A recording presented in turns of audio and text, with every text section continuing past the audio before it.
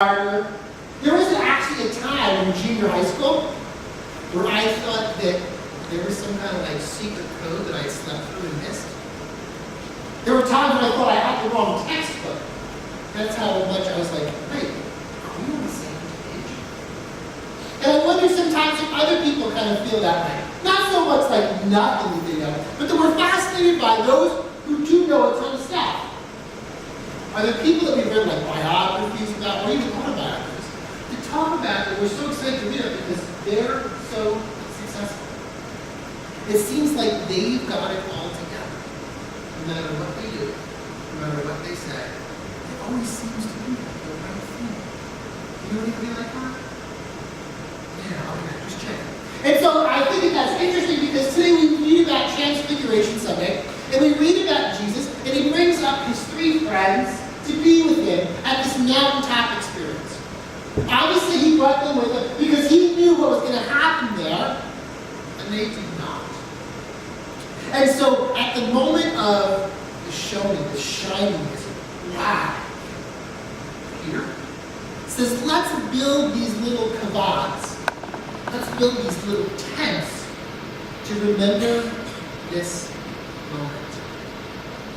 And I wonder how many times we like to build a little kavads. We like to build our little tents when there's a moment.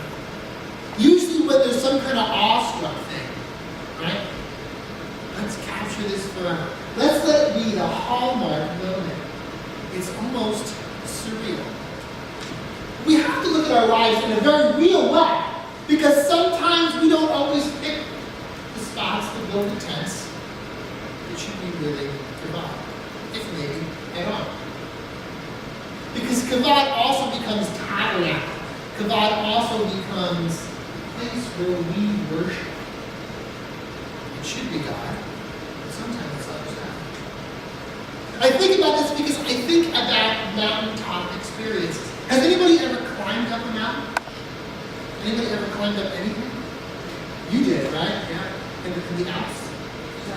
Because mountains change us. Because it's not easy to climb up a mountain, is it?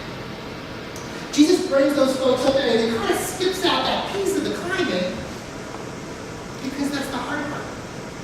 Has anybody ever had to climb up something that wasn't easy? Have you ever had that moment where like the ledge, every time you touched it, it was so sharp to cut your fingers? Have we ever like tried to go up and it's all gravelly and we keep on going and the rocks keep on falling and it keeps on, it's almost like a Scooby-Doo moment? Do we have it where we get so steep that we look at it and it literally hurts our stomach? Right? That kind of mountain experience, those kinds of mountain experiences are awestruck too. When it seems overwhelming and we look up and we go, are you kidding? What's interesting is when we think about those mountains is that we also kavad there, don't we? Sometimes we kavad in our dark spots. Sometimes we build the tent where things are going crummy. Does anybody know what that's like in their lives? When they have that experience or they know something, a person I know, let's go with that one, right? One of my favorites. Somebody I know has built their absolute tent in the worst possible space. In their darkness, in their suffering, in their pain. A tabernacle. This is what defines me. I very much even worship this place. Are you with me? Are you tracking? Do you know somebody who's got that going on in their lives?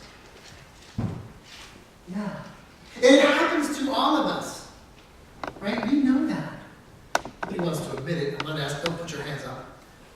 But we have those moments where it's defining. This breaking, heartbreaking, heart-wrenching, yucky stuff is where we decide we're putting up the tent. And so the scripture today comes to us from the Gospel of Luke. And the person in the Gospel of Luke says that he sees that we build tents, and we build tabernacles, and we build places of worship, not about God, but about this stuff. We take this defining moment and say, this is it. But in the power of that,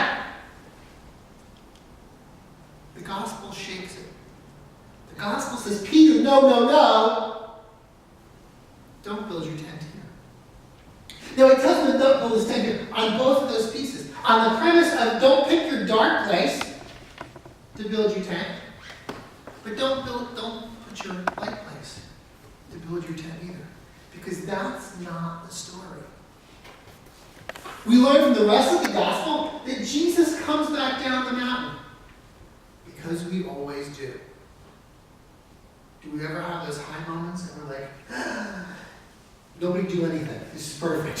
Hold your breath. Right? It's perfect, right? We talked about perfect. It's the ideal. But the ideal is number one, static. God bless you. Static. Everything's perfect. Don't move a muscle. I know it all. I'm right here. It's static. I wonder if that is the problem. When we look at our lives, do we want to live a static life? Do you want to do right now? Do we want to stop the clock? We don't want it to be static anywhere. We want to be static in this place that's so great or so bad. Do we want to be static in our suffering and our pain? Do we want to be static in all that goodness? It would be easy to say, yeah, I want it to be static. But that's not life, is it? Life, if there's one thing I know, goes on. And so God says you've got to keep moving forward. And that is a message that we find layer upon layer upon layer. That there is this movement toward good. Not ideal and perfect, but good. We touched on this last week. Tov. Which means that in the midst of it, we are living and experiencing. So when Jesus comes down the mountain, he doesn't go, I'm sorry, we had a really great moment. It was very spiritual. I was very I can't really deal with your problems right now. That's not how it works, does it? Instead, he comes down the mountain, and immediately he goes back into life. And so he heals them, because what he says is that you can be a total train wreck and a total masterpiece at the same time. Because I'm not separated out by a tent. He says that there's more to my life than just simply a little bit of space. There's more to my life than the mountaintop moment and the junk moment. I am constantly in motion. And we talked a little bit this morning over in Bible study. A lot of us have just kind of breezed through it. I apologize for it. But we talked about the sense that when we're constantly moving, when we're constantly becoming, we are called to become ourselves. And that self looks very different for different people. It says that when we are ourselves, there's a tension in the air. Because the Helen self is very different from the Tim self, is very different from the Andrea self, is very different from the Jesse self. And there's the world that wants to tell us, hey, you know what, that's really not how it's supposed to be. Instead, the world keeps on telling us, hey, do it like this. Follow this. Make sure you get these things checked off your list, and everything's going to be okay. And that might be okay if you want to live somebody else's life. But I wonder if you will want to live somebody else's life. I hope you don't, because I love you just the way you are. And so inviting you to be just the way you are creates this tension of you being really who you are, but then really being a part of this oneness, this wholeness, this holiness that you're meant to be. And so Jesus says to them, and through God at this mountaintop moment, is don't get stuck in these other little tents. They're so small. I wonder if we think about that in terms of how we live our lives and how we play. Do we live in a shrinked-up life because we don't want to make anyone else feel uncomfortable? Do we know anybody else who's ever done that? Have we known somebody who's they're dating somebody or they're going to marry somebody or something like that? Plus, your little relationship going, and you're going, oh my gosh, why are you acting like that? Why are you acting so small? Just so that they would like you? There's a kind of a story that I often read about, or I've heard about the other day actually, where a person was saying that, They had this grandiose opportunity, but their friends said, hey, don't do that, just hang out here, back home. It's a lot more fun. It's a lot more safe. And they were like, oh, you know what? I'm going to do that. And they regretted that tent for the rest of their lives. Regret doesn't mean that, oh my gosh, I've not lived my life to my fullest. Regret means you recognized that you put your tent up way too soon. And regret is the thing that says, I'm pulling the spikes out, I'm packing this thing up, and I'm going to see what this part of my life has to offer me. These are the things that he's talking about in this gospel and in this reading, in this scripture about living the transfigured life. And so transfiguration means an opportunity for you to be yourself. Richard Rohr talks about it in being your true self. He says that at the bottom of all this stuff, if you can dig out and scoop out and pull out all the muck and the yuck and all that, there's this diamond inside. I talked about this a couple of weeks ago. There's this clarity. There's this beauty. There's this wonder. There's this awe. And if you just kind of cover it up, nothing happens. But if you pull it out and you hold it up, it starts to reflect the light. And you can see its beauty. But when you do that, it takes a huge risk, doesn't it? Does anybody have a diamond ring? Do you have a favorite diamond ring? Do you have your grandmother's diamond ring? Are we careful with it? Why? Are we careful because we don't want to get scratched by something? But our lives are filled with places that scratch us. Are we afraid it's going to be stolen? I wonder if we've ever had our house stolen. The diamond that is that holiness that is inside of you is precious. But you are called to not protect it. And it's real easy to want to do that. Who wouldn't want to protect that? Take it out on special occasions, stuffed in a drawer.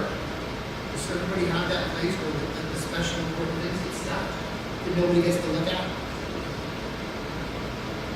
Jesus says that your heart is this precious gold, and that you should not put it in a drawer. I know what you're thinking right now. Wait a minute. No, I'm not taking that thing out. It's like the good china. Does anybody have the good china? You know what I'm talking about? You eat out paper plates every single day. And you only take out the good stuff. So you only get it out one time a year. And then there's the whole part that you only take it out when the relatives are over and then you really can't enjoy it. Because there's somebody in your house who holds it up and goes, hey, did you see the spots on this? Right? Who ruins it for you? Jesus says that you're supposed to take this out.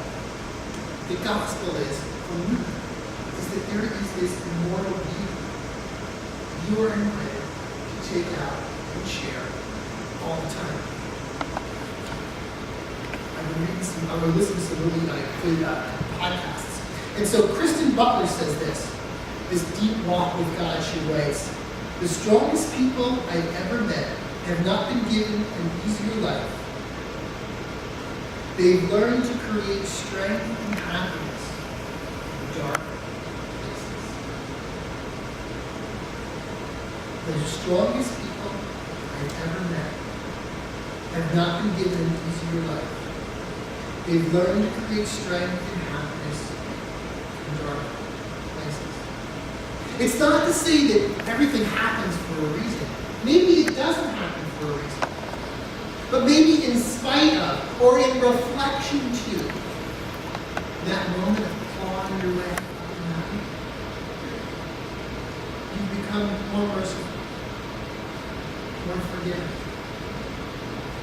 Maybe you're thinking, maybe I'm going to give up gossiping for Lent, or a week, or 15 minutes, whatever you can do. But that you see those challenges, and that it's not that it's all been easy for you. And the more I talk to people who I think have got it all together, the more I hear them go, You have no idea what my childhood was like. You have no idea what I've been through. You have no idea what challenge I faced. My all-togetherness is a total facade. Because they struggled up. Because when that thing was really hard, we didn't put a tent out. We didn't build the tabernacle between sadness, brokenness, darkness, separation. They kept moving forward. Which reminds me of the moment when Moses comes down with the Ten Commandments, which is what the Hebrew people create. The Jews create a tabernacle around it, right? Create this box and carry it all over. And then Solomon breaks